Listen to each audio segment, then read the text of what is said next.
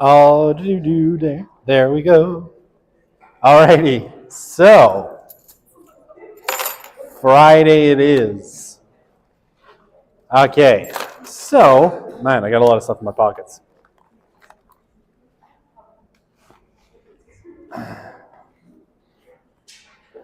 Okie doke.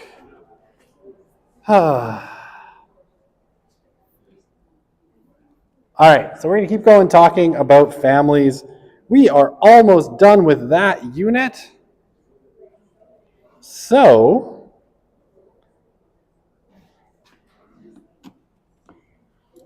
all right. Yeah, so today's Friday. Obviously, next week, there's only 2 school days, Monday, well, 2 days you have this lecture, Monday and Wednesday, and then you have 2 weeks, or basically Friday and the Monday after, which are off, so you get a 4-day weekend. So we're rounding into the end of the semester. Okay.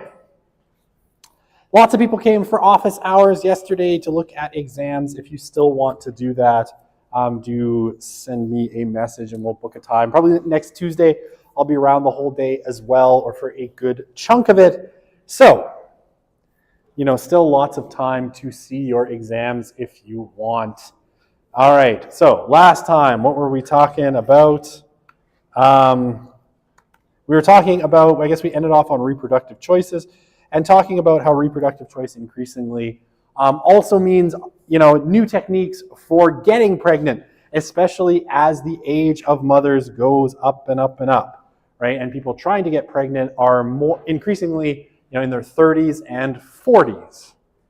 Okay, so increasingly we're finding a lot of kind of, I guess, ethical, legal, and terminological and kind of social issues that are coming with changes in society that are happening, especially around questions of things like gender and how we deal with this in terms of language and kind of social categories, in terms of how we talk about parents and all of these sorts of things, right? And especially as we get, reproductive technologies and we get surrogacy,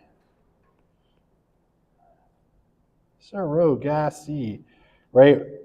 Let's say a gay couple decides that they want to have a child that's genetically related to one of them, right? So they basically, maybe go to an egg bank. They get, the eggs from one woman and they combine it with their sperm and they basically have that implanted in a woman who they are paying to carry that child to term. Who is the mother of that child? Is it the person who donated the egg?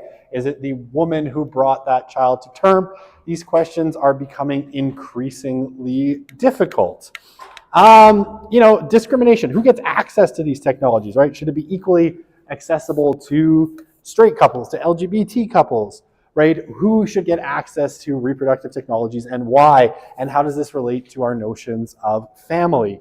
And even terms like, mother, father, when we have people who are transgender, how do we use these terms? Do these terms themselves become sort of non-descriptive or discriminatory? And what do we do about it, right? So one of the things I think is clear is that in some cases, in terms of legal concerns, our language and the sort of circumstances created by new reproductive technologies and social arrangements like surrogacy, which is really a social arrangement and an economic one, I suppose, are outpacing the legal system, our ability to talk about it, and all of these sorts of things. So along with new reproductive technologies come a whole bunch of complex issues that we haven't dealt with.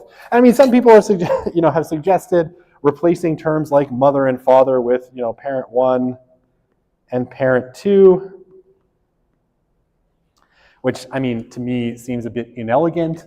But I suppose now, if we're talking about step families, there's sometimes also parent 3 and parent 4, so I don't know, maybe that works. If you've been remarried a couple times and still have contact with the first person, or the second wife or second husband, are you now parent 5? I don't know. There's all sorts of possibilities, as we move into different kinds of social arrangements. the language that traditionally worked for almost everybody is suddenly kind of breaking down. And we haven't really solved it in particularly good ways. Okay, so another increasingly common phenomenon, and we see this among young millennials and Gen Z.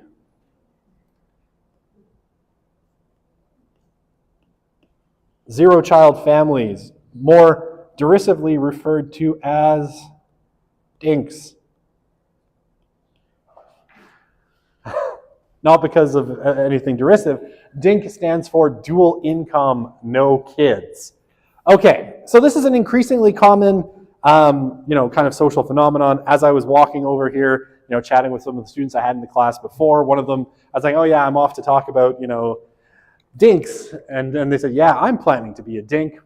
So increasingly, it is a popular new form of social organization, right? People who want to be in a long-term committed romantic relationship, but aren't interested in having children. So, all right, about 1/5 of North American women between 40 and 45 have never given birth, right? So that is 20% for those counting, right? So, and this is way up, right? This used to be down in the single digits. It's been going up really since the middle part of the 20th century. And it's probably going to continue to rise, in the future if current trends are any indication. Now, okay, there's a couple of possible reasons.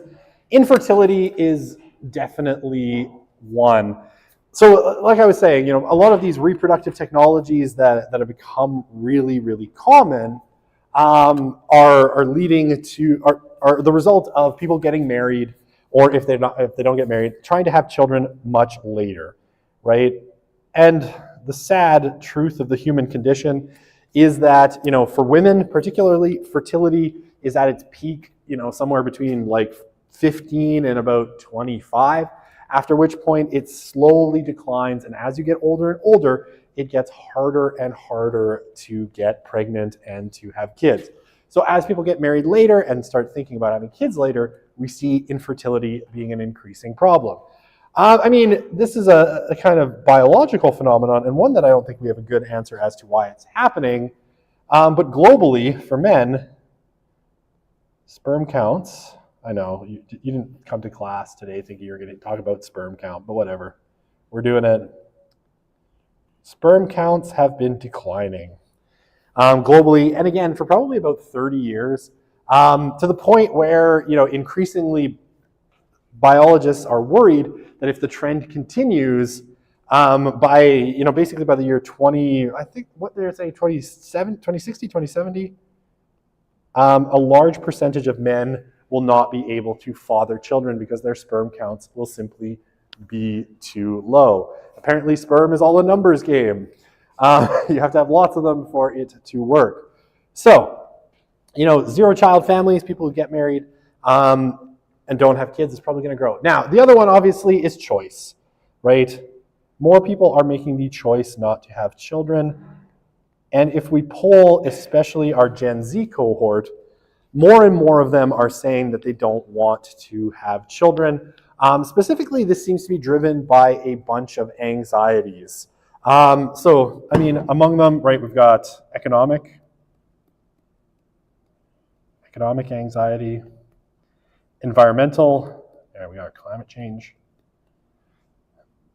right, concerns about climate change, and then, all sorts of other trends. I think growing individuality and individualism amongst our younger generational cohorts is also driving this trend, right? People see having children as a sacrifice, as something that's difficult, and therefore something that gets in the way of their own personal fulfillment. So, basically, it's having no kids, and especially with what they say is the rising cost of raising a child, and just like increased prices in costs in housing, right? especially in the US, student loans that are leaving people in debt for longer. All of these things, are, inflation, all of these things are contributing to people having fewer children. I'll talk very quickly. We've moved into a period that Jean Twenger refers to as one of a slow life plan. Sorry, my pen. Slow life plan. It's all full of gaps. Oh dear. Like the heart I drew last time. That's almost useless. Slow life plan, right? It takes a long time now for children to become self-sufficient, right? And so what people tend to do, and there's a lot more competition for resources. If your child is going to do really well in life, they have to go to school. They have to be in school for a long time. That you have to invest in them. And this leads people to having fewer children as well. Because not only just are children expensive, but having your children be successful requires all sorts of investment of time and finances, right? In the past, you expected that you were going to die pretty young, and some percentage of your kids were going to die pretty young. So you just had a lot of children, hoping that some of them would make it. Today, mortality is really low, but we invest a ton in our children. And this contributes to, people being like, I don't want to invest all of that energy in kids. I'd rather, and you see these, sorry, I was going to say a bad word. You see these people on, say, TikTok talking about how, we're taking our third European vacation of the year. Well, you're stuck cleaning up vomit. And I hate those people. Not that I clean up a lot of vomit, but I just hate them. I don't know why. Maybe because I have 3 kids. We'll go with that. All my European vacations go into horseback lessons and taekwondo. That's all I'm going to say. Okay, and of course, I love this little sticker, right? The stick family, except these people, it's just them and their pile of money instead of them and their kids, right? So I hate stick families in general, but this one makes me laugh. Okay. So, along with our dinks, right, our single parents, our lone parent families, are a growing trend as well. And this is, to some extent, class and kind of ethnic racial group. There are certain biases in this where certain groups tend to see this phenomenon much more commonly than others. So, lone parent families, right, in the past, if there was a lone parent family, it was typically because of the death of one parent. Right, and really up until the 1950s, mortality rates for parents were pretty high. Mothers especially died in childbirth at appreciable rates. And the more children you had, the more risk you were at. So, it was a genuine problem. Today, right, death of one parent is relatively uncommon, though it still happens, more frequently than you might like. But it's more common that single-parent families are due to separation or divorce, or just parents that were never married to begin with, right? Single, never married mothers in particular. And yeah, it's about 1 in 5, so again, think 20%, of children live in lone-parent households, mostly headed by women. So it's pretty substantial. Again, the poorer you are, so being poor, makes it more likely, right? You get more lone parent families if you're poor, which I know kind of goes against the grain. You think they'd stay together for economic benefits, but that's not how it works. And certain racial and ethnic groups, we see much higher rates of lone parent families in those communities. African Americans in the US, it's somewhere above 50% of children are born to single mothers. So we do see certain trends in kind of general social patterns. Okay, so they'll regret it when they get older and have no one to take care of them. Maybe their bags of money can pay for someone to take care of them. I don't know. We'll see. I like where you're headed. They're happy now, right? Oh, I forgot to say, zero-children families tend to be more satisfied with their marriage than those with children. So again, this is true until you hit about 50, after which point that declines, right? And the people with children, their children are a bit older, they have better relationships with their children, and they get to be the happier ones. But, so take that, dinks. Eventually you'll be miserable. I just have to sit here and wait. And I have infinite patience. All right. So Did I cover everything on the last slide? I think I did. Okay, I did. Step-parent families. Yeah, about 1 in 10 children. 1 in 10, for the record, 10%, because I can do math. No, that one's easy. 1 in 10 children under the age of 14 lives in step-parent families. So it used to be a pretty straightforward setup, right? That a step-parent family looked as follows, right? Basically, typically a parent died, like in the past, if you had a step-parent, one of your parents had died, and then your other parent remarried someone else. Typically, that person had no children of their own. So this is what's called a simple step family, right? So simple step family is, parent and child plus new person, right? I know that's terrible. Parent plus child or children plus new person. However, what we've seen increasingly as divorce has become the norm for breaking up kind of marriages and long-term unions is what we call complex step families, or sometimes referred to as blended families. And this is typically, both parents bring children, so both adults, right? Both adults bring children from prior relationships into the new relationship, and that family becomes blended, right? So you have, I don't know, my one friend, I guess the friend of my wife and I, and she was married, had a kid, got divorced, and now she's living with someone else, and he has a daughter, and so now, their two daughters live together as a blended step family, right? So they both brought children to the relationship from past relationships. So that's a complex or blended family, and this is becoming much more common, right? This is now the norm today, rather than the simple step family. Okay. Oh, are we done? We're done. Families. Okay. Should I keep my doodles? Never. Okay. I'm going to actually go back in there for half a sec. No, wait. Never mind. All right. Next topic. Do I have the education slides on eClass? I opened them and I never actually checked if I have them on eClass. I should check.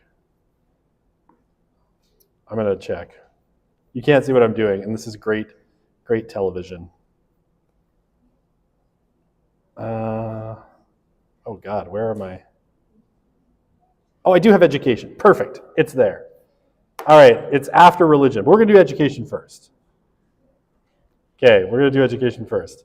And I will make you stare at the blank screen forever. It's not because I'm keeping religion, but I am. I'm going to save it for later. Okay, edumacation. Ta-da. All right, that thing that Pink Floyd says you don't need no, but you absolutely do. Okay, hey, new Slido, fun times.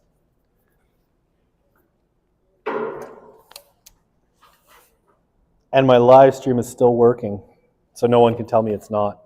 And I'm checking, and I'm keeping an eye on it, because for some reason this room hates my live stream. Okay. Oh, that's a question from last year. All right. So, education. What is it for, right? Why do we have an education system, and what does it do from a social perspective? Okay, so obviously, right, it is our site of secondary socialization. Right, so we talked about it, right? Primary socialization is the family. Secondary socialization is in the schools. So it's a major site of socialization. Okay, so what are schools meant to do? Like at a basic level, right? Schools are there. Weapons of mass instruction. This is a book all about how education is bad for you. But basically, it's there to give you capacities, right? Communication, coordination, economic productivity. And this comes out of the Industrial Revolution, right? During the period of the Industrial Revolution, one of the things that the sort of industrialists and the elites realized was that in order for industrialization to keep progressing, as it got more complex, you needed more and more competent workers. You also had a whole bunch of problems created by industrialization, like a bunch of kids roaming around the streets while their parents worked in factories, getting into trouble, stealing things, forming gangs, and all of that stuff. And so the education system was conceived as a way of really ameliorating that, right? To make that better. And so that you would have, and this is really the key one, right? So communication, coordination are important, but economic productivity is paramount to what the education system is. And I suspect that not an inconsiderable number of you, probably if I were to ask you why you are getting a university degree, some of you would probably say, because I just love to learn, but the vast majority of you would probably say, because I reals want a good job when I get out, right? You're nodding. It's like, I would give two shits. I don't really want to be here. I just want that piece of paper that means someone will hire me. I like where your head's at. So she's just nodding furiously. Right, economic productivity. Education is about making you a worker that's viable in the economy. Okay, so education also does a couple of other things. And this is something that we probably don't acknowledge as much as we should, but it's kind of key to what the education system was conceived of, especially if you look at the United States and if you look at Canada. In terms of how they constructed their education system. So, what we know about Canada and the US, right, is they are essentially nations populated in majority by immigrants, right?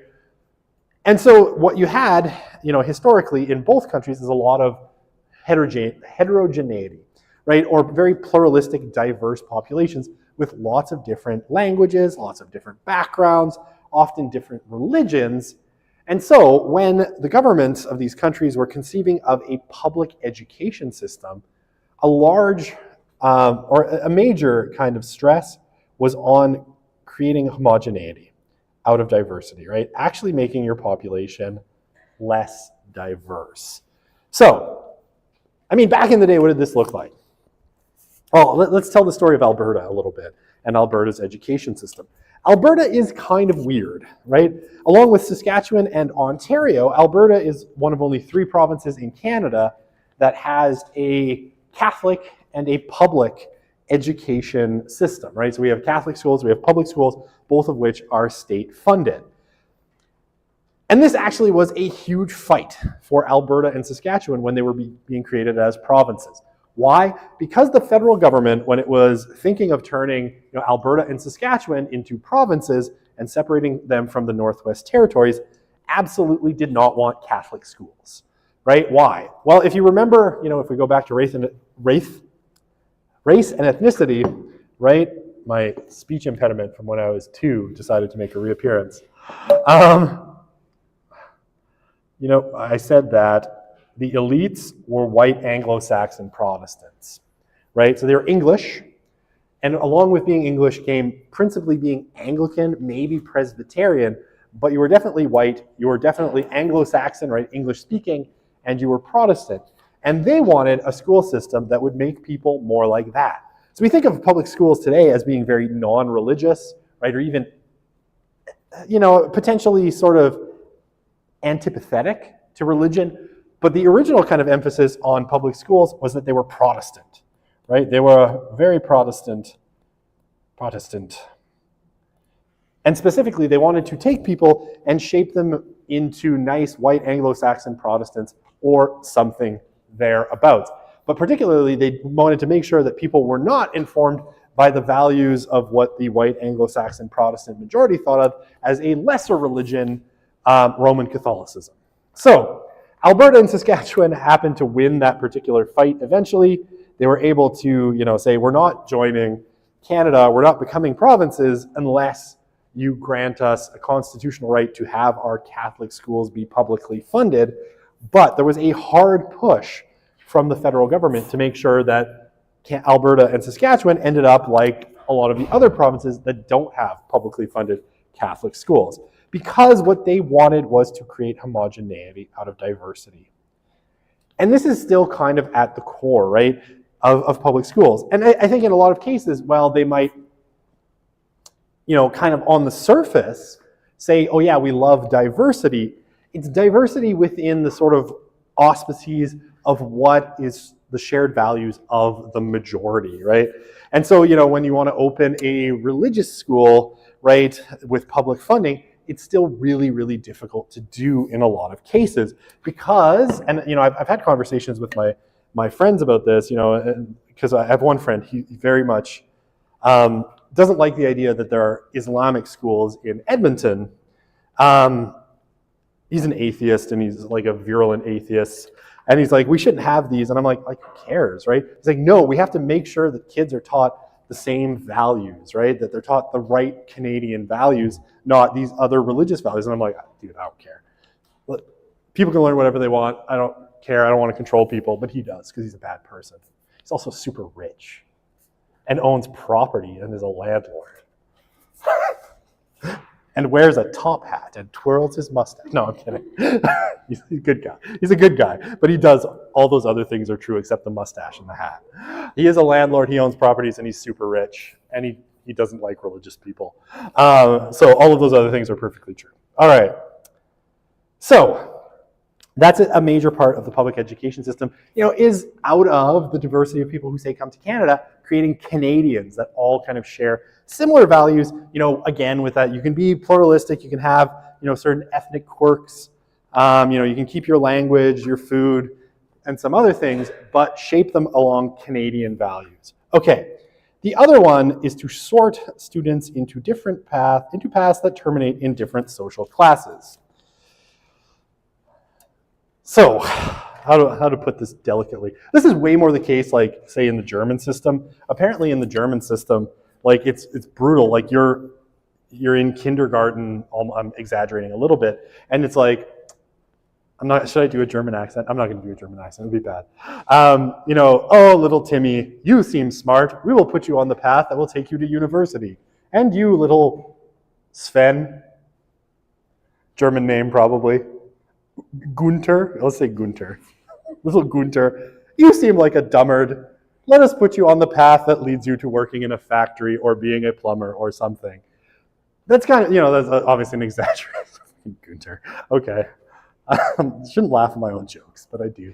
So little Gunther is tracked into the trades path, and little Timmy or Tommy, I can't remember the first name, is tracked into the university path. Now, this is an exaggeration, but the German system is really, tracks people very, very closely into like applied and more academic paths. And we do see this actually in Canada as well, though it's a little bit less, I guess a little bit less out there and acknowledged. So, think about the different things you could take in high school, right? There was the smart math, right? And I've heard people refer to it as such. Or hard math and easy math. And I know because I was just on Reddit not that long ago, and someone was like, can I get into university with like dumb math? And it's like, well, probably, right? But that's part of the education system. It's going to track some people into academics, right, or professional life. You cannot see anything I'm writing because I'm writing it on top of this. Anyway, academics, and some people into more applied paths. The trade, now it's everybody wants to put people in the trades. But into the working class, right? So if you go into the academic path, right, you're going to end up probably in the middle and upper class. And, if you go more into the trades, more into the working class, typically. And this is a major part of the school system, helping people find their place or forcing them down paths, based on standardized testing and how well they do in school and all these sorts of things. Okay. Yeah, education displaced organized religion as the main purveyor of formal knowledge. This probably happened, sometime at the beginning of the 20th century, late 19th, early 20th century, when the state really took over education. We get most of our socialization outside the family in school, and this comes both from teachers, right, from teachers and peers. And a lot from your peers, because teachers are massively outnumbered. Mass education, universal mass education, is a relatively recent phenomenon and restricted to relatively wealthy countries, right? When you look at, the countries in the global north, most of them will say that they have either 99 or 100% literacy. And, other places that are less wealthy and don't have public education systems, you don't tend to see as high of, say, literacy rates as a basic form of education. Oh, I hope you love it when I doodle on slides. Otherwise, this class has been painful for you. Okay, so But no one has come after class to try and steal my pen and make it impossible. And even though you should know, I'm far too cheap to buy another one. So it's only the one that I got for free that I'm going to use. All right, so 300 years ago, if we go back, right? So we go back to I guess now we're talking about the 18th century. Yeah, roughly 18th century. Most people were illiterate, right? The people who were literate were probably, for the most part, bureaucrats,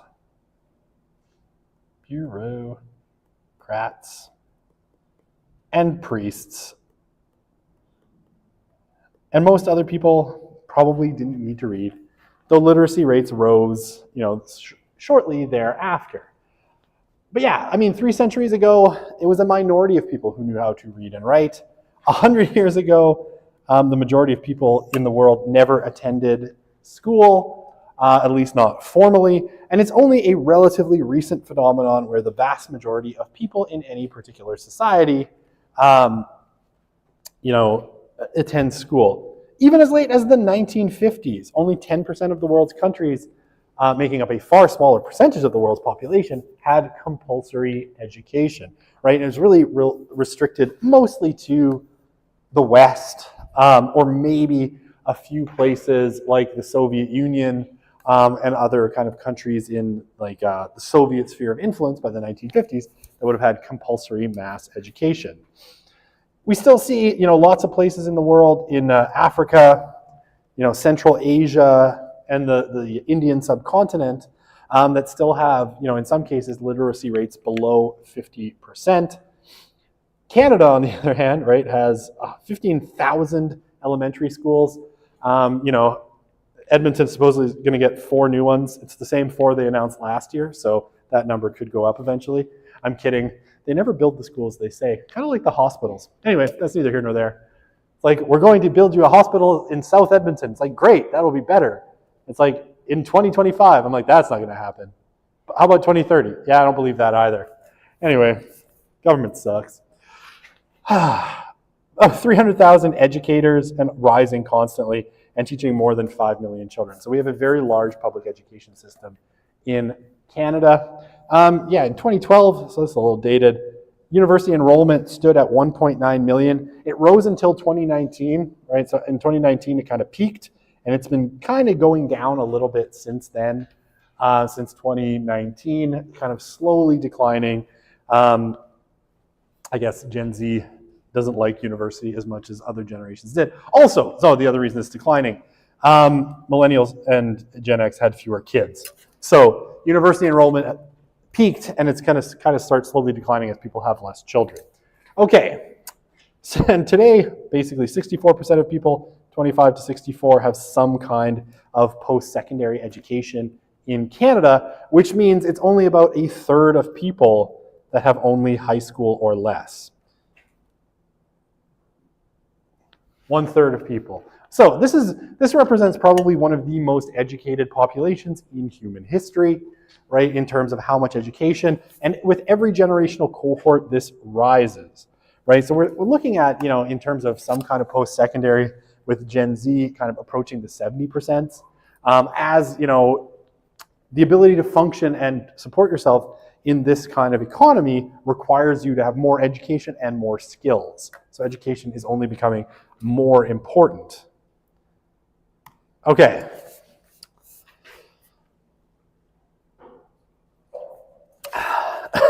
So, creating systems of education that had sufficient resources to include all children was a huge social change, right? And again, this change starts in the 19th century with the real coming of industrialization to most places in the West. And it's been, something that continues to draw huge resources. When you look at, say, Alberta, it's something like half of all the budget spending is on education and healthcare. So they are huge, these mass education systems, while they create a lot of economic benefits, they're also phenomenally expensive to run. Replacing the family and religion with a centralized, rationalized system created strong pressure towards uniformity and standardization. And this is one of the critiques of education sometimes, that it quashes creativity, right? That the education system is really good. Okay, I mean, some people will say that the education system, comes out of the factory system. I'm going to push really hard on my pen and hope that it writes. There we go. The factory system, right? The factory system, that we had at the end of the 19th century and through most of the 20th century really needed this, right? It needed uniformity and standardization. It needed people who knew how to listen to instructions. It needed people who listened to authority, right? Who were good at following instructions, who could do basic reading and writing skills. But one of the things it didn't always do very well was allow people to be creative. And this, again, is one of the big criticisms of the system. It comes out of a system that no longer exists, right? The factory system, as we think of it, stopped being the dominant economic metaphor in Canada quite a while ago, and we moved towards a much more post-industrial economy that mostly is about services rather than manufacturing goods. But the education system, in a lot of ways, hasn't fundamentally changed really since its inception, right? We still have children go, we still put them into classrooms sorted by age, we still basically teach them, the basics in the same essential structure, right? Reading, writing, and arithmetic. And we throw in some art and some drama and a few other music class to round them out. But it's the same model that came out of the 19th century in a lot of ways. And I love this one, right? This kid is trying to escape to go outside, and she's being forced to do the tests, right? And this is a criticism, too, of anything that involves standardized testing, is it teaches you how to pass a test, but not much else. By the way, the final exam in this class will be a multiple choice test with 45 questions. Fill out the little bubbles properly, and you'll be fine. Okay, we're all locked into some system, right? And I'm locked into this one. Okay, to come take my other classes, and I don't do multiple choice exams. Okay, educational achievement, right? When we talk about educational achievement, basically this is learning skills, or the skills or learning that an individual acquires. At least in principle, it's reflected in grades, right? So this is educational achievement. And then educational attainment. So we typically talk about educational attainment, for things like socioeconomic class, the number of years of schooling completed, or for higher levels, certificates or degrees earned, right? So if you get sometimes you'll get surveys and they're asking about, what's the highest level of education you've achieved? Right, and I get to put PhD and you don't. At least not yet. Maybe you'll make it. I'm sorry. That's a flex. I shouldn't do that. I don't know. I wouldn't recommend the path to anyone else, mostly because I don't want any more competition in the field.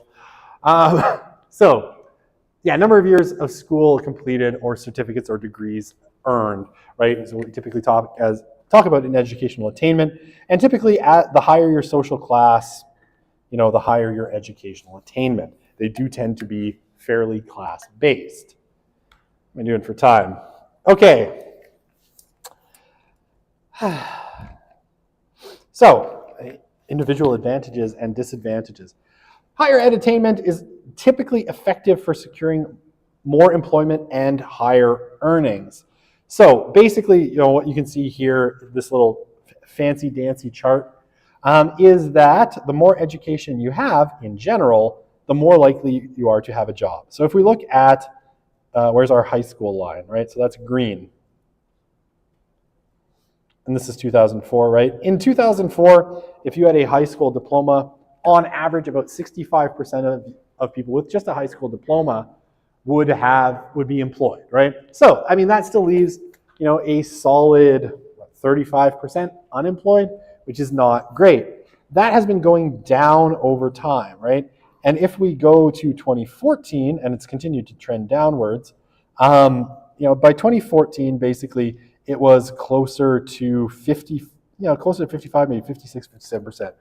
On average, right, just having a high school diploma means you're much more likely to be unemployed. Same thing, in general, although this is situational. Trades, certificates, or diplomas, again, a little bit lower education or chance of being employed than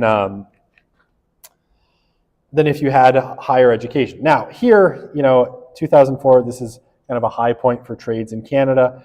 After that, you hit about here, right? You have a big decline in the economy, and you can see the economy hadn't recovered by 2014. Now, if you had above a bachelor's degree, way above, right? You have slightly better chances of being employed, right? By 2006, 80% of people above a bachelor's degree were employed. It goes down a little bit with the economic crisis in the mid-2000s, but it still stays above 75%. Bachelor's degree, though, most of you are earning right now, still really good, right? You're kind of in the high 70s to start, and you end kind of in the, where's my 75 line? Just below 75%. So, and that kind of waves up and down, but most of you, like a vast majority, over 3/4, will be employed. So, you do better in terms of employment. It also enhances your earning prospects to a degree, right? Now there is there are situational things, like some fields, I'll show you how much money you can make in a sec.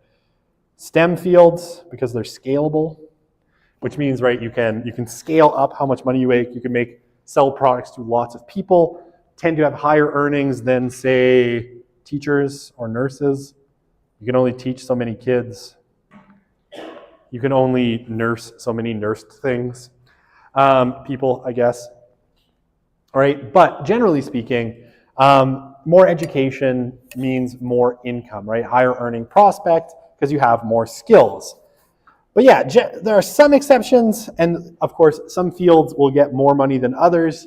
It used to be that engineers did really well. Those days are kind of over in some ways.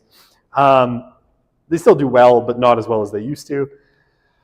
But yeah, basically, mostly the more education you have, the better earnings you get. And this is even true, let's say, of our trades. Let's say if you have, a ticket in one field, right, you're a plumber, that's good. If you're a plumber who also has an HVAC ticket, that's even better. Your earnings will be even higher. So more education tends to be better in terms of employment and earnings. Okay.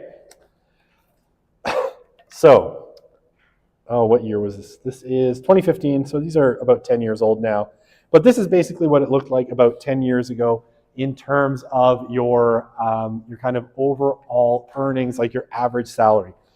If you were, say, a high school graduate only, the average of your income was about $40,000.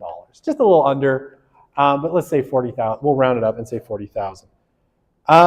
If you had just a 2-year certificate, so below an undergraduate degree, right, about 46,000 on average, and a university at bachelor's level or above, on average above 70,000, slightly higher in Ontario.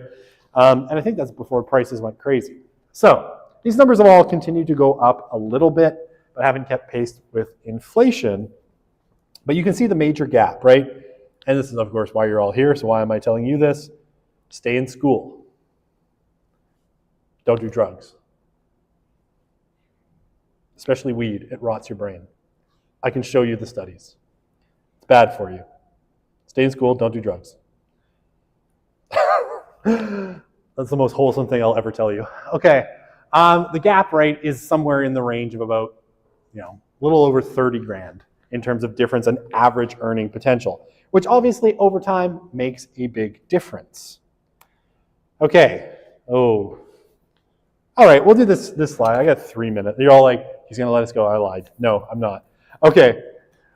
The rise of mass schooling. All right, so what are some of the impetuses? The rise of the printing press, right? So in 1440, a guy named Johannes Gutenberg created the first printing press in the West. And basically it kicks off an era where we can produce a lot of books. Before that, everybody had to hand copy everything, which took a really long time and was really expensive. It allowed literacy to spread beyond the elite circles. It got coupled with Protestantism, 1517. Halloween, 1517. Martin Luther nails his 95 treatises to the cathedral door in Wittenberg. and inadvertently kicks off a little historical event called the Protestant Reformation. As opposed to Roman Catholics, Protestants at the time were encouraged to read the Bible themselves, which if you were going to have people read the Bible, you had to have people be able to read. So Protestant countries founded mass education systems earlier than Roman Catholic countries in general. And then democracy. Democracia. All right, eventually led to free education for all children. Why? Well, because the idea was, and this comes from, say, a little, if we want to give years, 1776, and a little cat named Thomas Jefferson. Jefferson had this notion that in order for a democracy to survive, the public had to be informed. And the only way to inform people was to teach them to read. So democracy and the rise of democracy, starting with the American Revolution, and then it spread in places like France and then to other parts of Europe, meant that more people were taught to read so they could participate in the democratic process. And then finally, again, we're kind of talking 1750 to like 1850. We had industrialization, which was like, oh, we need people who are basically smart, competent, and can follow written instructions. So they created a school system to create just those kinds of people. I got 1 minute left. We'll call it a day. We'll be back on Monday. We'll talk about education some more, and we'll go from there.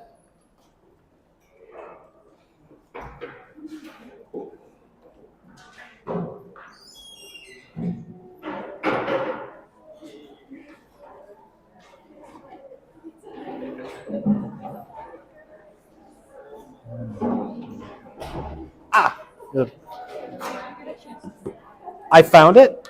Hang on, I'm going to turn my microphone off. I found it. Let me just pack up really quickly, and then